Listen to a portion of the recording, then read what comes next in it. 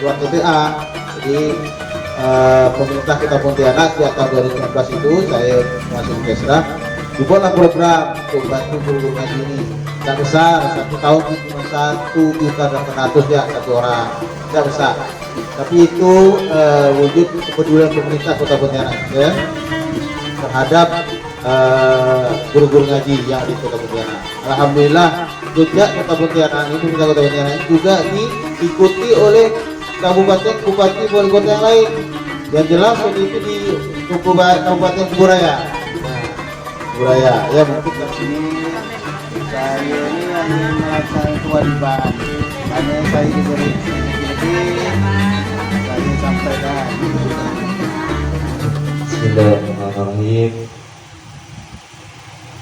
Bismillahirrahmanirrahim. Nabi Mustafa ala Sayyidina Muhammadin sallallahu alaihi wasallam wa ala alihi wa sahbihi wa dzurriyyatihi sayyidina Al-Fatihah. Khususan untuk Bapak Zulkarnain, semoga apa-apa yang beliau sedekahkan atau yang beliau amalkan kepada kami dibalas oleh Allah Subhanahu wa taala dan dimudahkan urusannya di dunia, diberi kesehatan ala niyatin salihah. Bisyaril Fatihah.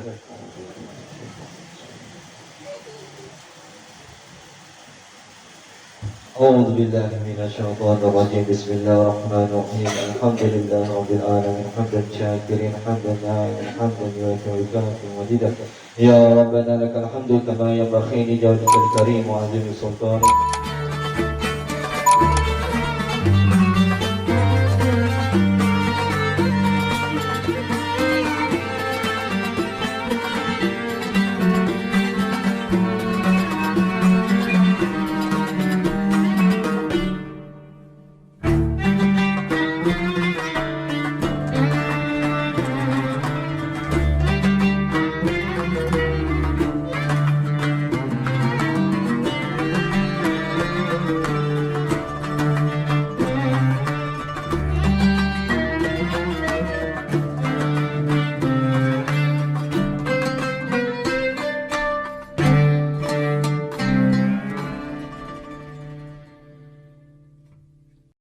Baik, alhamdulillah ibu-ibu masih sehat segar.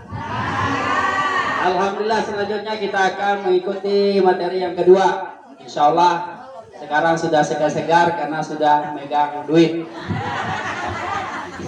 Sudah bisa beli baju. Baik ibu-ibu semuanya, selanjutnya kita minta waktu kepada Al-Ustaz untuk memberikan materi yang saya WA-kan.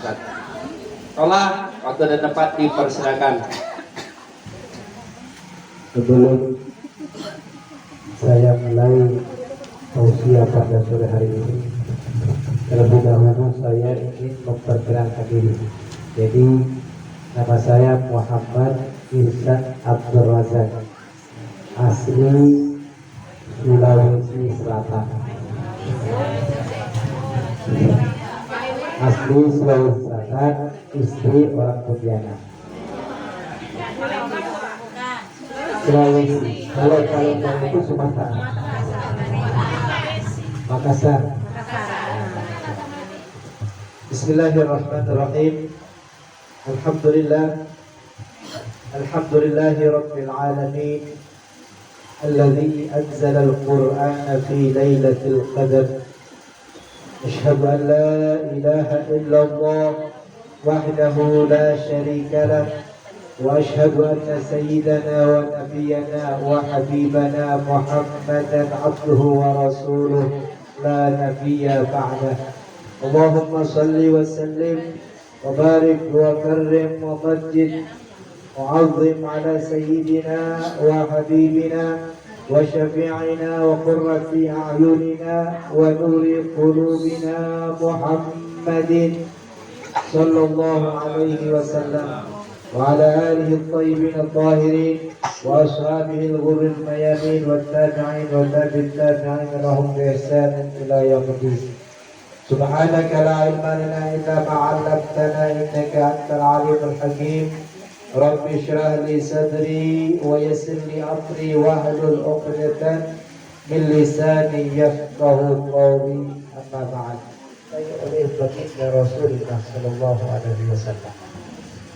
Bahkan dalam sebuah hadis Rasulullah Sallallahu Alaihi Wasallam bersabda, "Majtama'a qaumun fi majlisin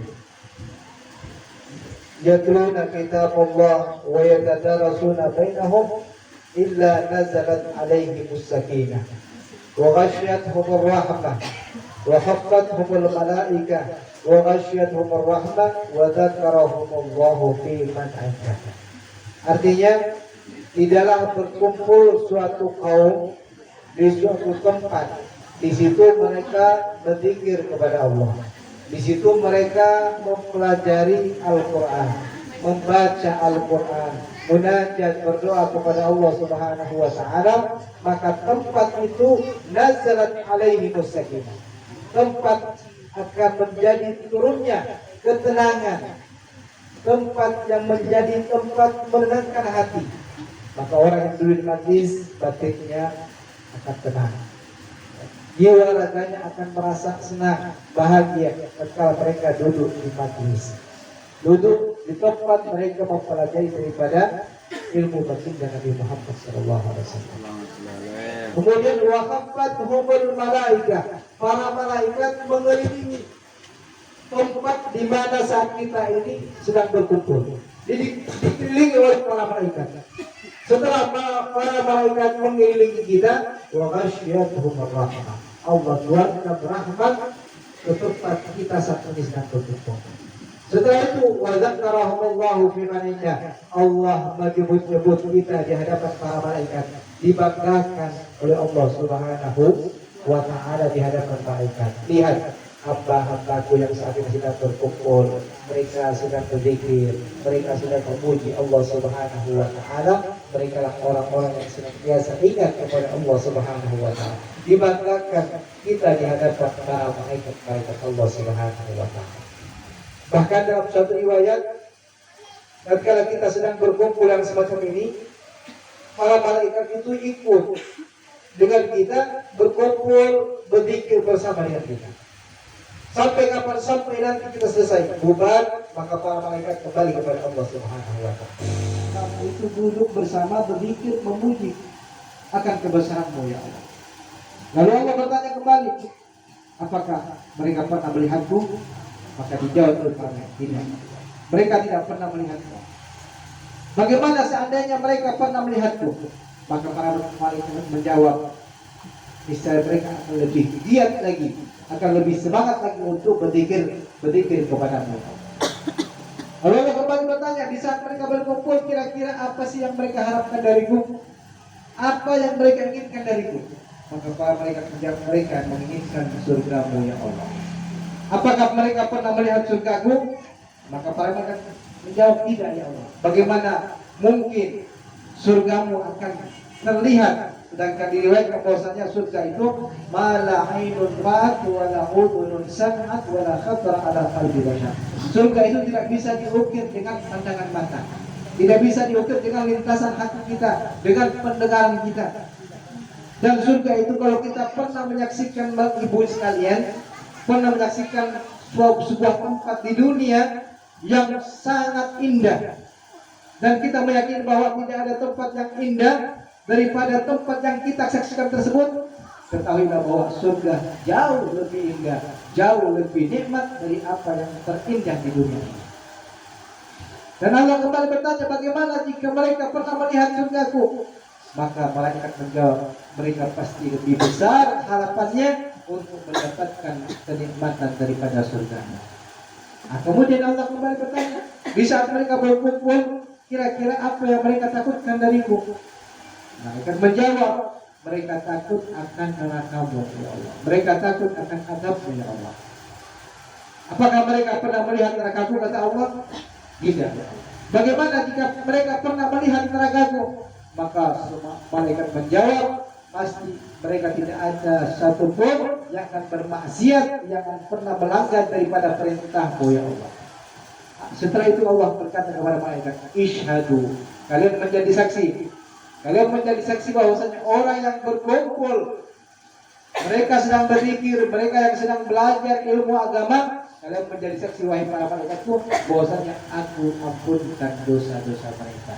Maka kita yang saat ini sore hari ini sedang berkumpul belajar ilmu agama, paling tidak kebaikan kecil yang kita dapatkan ada semua dosa-dosa kita diampunkan oleh Allah Subhanahu wa taala. Amin. Alhamdulillah. Maka kita bersyukur kepada Allah Subhanahu wa taala itu sekalian, kenikmatan yang terbesar yang Allah anugerahkan kepada kita itu adalah nikmat iman dan Islam. Tidak ada nikmat yang paling besar lebih daripada iman dan Islam. Nikmat yang besar yang Allah anugerahkan kepada kita itu harus disyukuri. Karena semua nikmat yang kita dapatkan, kalau ingin nikmat itu terus dijaga oleh Allah, kita ingin nikmat tersebut dijaga oleh Allah, bahkan ditambah dan ditambah oleh Allah Subhanahu wa taala, kuncinya apa? Kuncinya harus disyukuri. Itu ajaran Islam. Ya, kalau kita mendapatkan sebuah nikmat, untuk mengikat nikmat tersebut agar tidak hilang daripada kehidupan kita, tidak dicabut oleh Allah Subhanahu wa taala, bahkan ditambah dan ditambah oleh Allah, kuncinya adalah kita bersyukuri nikmat tersebut. Allah menegaskan dalam Al-Qur'an, la in syakartum la azidannakum. Jika kalian mensyukuri nikmat Allah, maka niscaya Allah akan menambahkan nikmat tersebut. Islam adalah nikmat yang paling besar yang Allah berikan kepada kita. Dan Islam Allah anugerahkan, hidayah yang Allah berikan kepada kita harus kita jaga. Dengan cara apa? Dengan cara mensyukurinya. Bagaimana mensyukuri nikmat Islam, iman yang Allah berikan kepada kita, nikmat hidayah yang Allah anugerahkan kepada kita? Dengan cara menjalankan semua perintah Allah. Melaksanakan apa yang diperintahkan oleh Allah Subhanahu wa taala dan meninggalkan apa yang dilarang oleh Allah. Imtithalu awamir wa jitinabu nawahi. Meninggalkan, melaksanakan apa yang diperintahkan oleh Allah Subhanahu wa taala dan meninggalkan apa yang dilarang oleh Allah. Kalau kita sudah bisa melaksanakan dua perkara ini, melaksanakan perintah Allah, meninggalkan larangan Allah, maka nikmat iman yang Allah berikan kepada kita akan terus dijaga oleh Allah, bahkan ditambah dan ditambah oleh Allah Subhanahu wa taala. Ya. Boleh tinggalkan salat kecuali dua perkara. Boleh. Kapan? Ketika orang hilang akalnya. Ya gila. Kalau sudah gila, sudah dicabut kewajiban salat. Boleh dia tinggalkan salat pada saat itu. Yang kedua, ketika hilangnya nyawa, cuma itu saja. Selainnya mau sakit keras, mau sakit lumpuh, mau apapun, mau amputasi sekalipun, tetap diwajibkan. Tidak bisa wudhu, tayamum. Jadi sholat ini adalah kunci. Itulah yang menjadi perbedaan antara kita dengan non-muslim. Apa kata Nabi? Al-farqu bainal mu'min wal kafir as-shalah. Perbedaan kita dengan orang kafir itu adalah sholat. Nah, jadi kalau kita berstatus muslim, KTP muslim, tapi tidak sholat, apa bedanya dengan orang kafir? Jadi itulah yang menjadi simbol kita sebagai umat Islam adalah pekerjaan sholat kita. Dan itu yang menjadi penentu aman ibadah kita, Bu. Ya. Meskipun kita berbuat baik kepada orang lain, ya, kita melakukan kebaikan yang sangat banyak, kita haji puluhan kali, umroh ratusan kali, ya, mengeluarkan zakat, sedekah miliaran, tapi kalau tidak didasari sholat, kebaikan-kebaikan yang lain tidak ada manfaatnya, tidak ada gunanya. Karena nanti kalau di akhirat pertama kali yang diperiksa oleh Allah itu adalah ibadah sholat. Awwalu ma yuhasabu bihil abdu yaumal qiyamah as-shalah, kata Nabi. Pertama kali yang diperiksa oleh Allah di hari kiamat adalah sholat. Yang lebih baik daripada Allah, pertolongan yang segera daripada Allah Subhanahu wa taala, kuncinya perbaiki bodohnya kita. berbagi ibadah kita kepada Allah. Karena kita sudah meyakini bahwa segala sesuatu yang memberikan kemudahan adalah Allah Subhanahu wa Ta'ala.